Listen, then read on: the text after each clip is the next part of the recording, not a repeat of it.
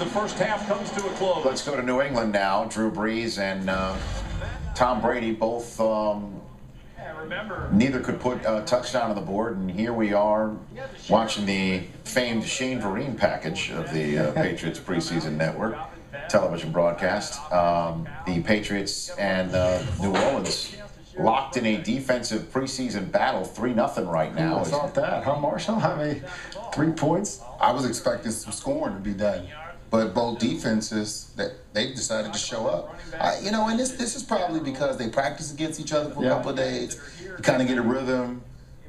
You know one another, and you come out and then you have a stalemate because neither offense wants to really show much. And as you can see, Shane Vereen is one of the 5 running backs that the Patriots have. None of them, other than Woodhead, really having much of a resume of which to speak. And I guess that's to your point, Marshall, is you got Brady, you got those 2 monster tight ends, you've got Welker, you've got Brandon Lloyd now, you've got Deion Branch.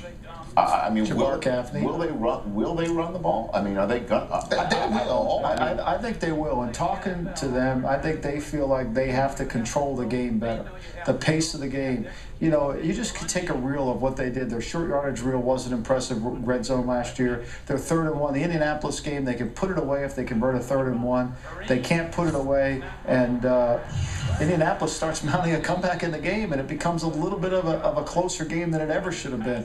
And I think that's going to be the emphasis this year. They've got to be able to run the football more effectively. And the running back position for them, it's not glorifying their offense. You have to play special teams, whether it's kickoff, punt return. All 5 of those guys, whoever the 4 or the 3 that they keep, they're going to play special teams. Right. Now, here's Vereen. They drafted him before Ridley, and Ridley played all of last year. Vereen scored 1 touchdown. Rarely didn't play much, was mostly inactive all the time. So this is good work for him. Chandler, his connection on the route, incomplete pass.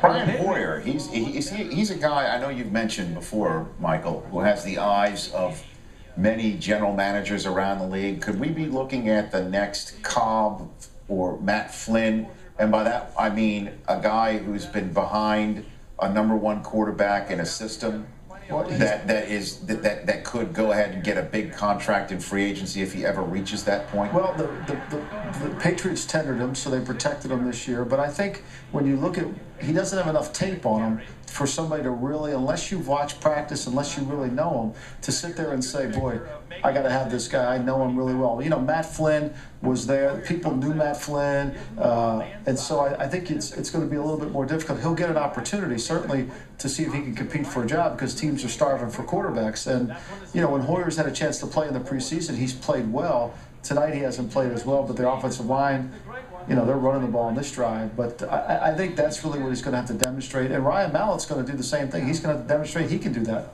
Rich, I would say it's more of a Matt Schaub situation.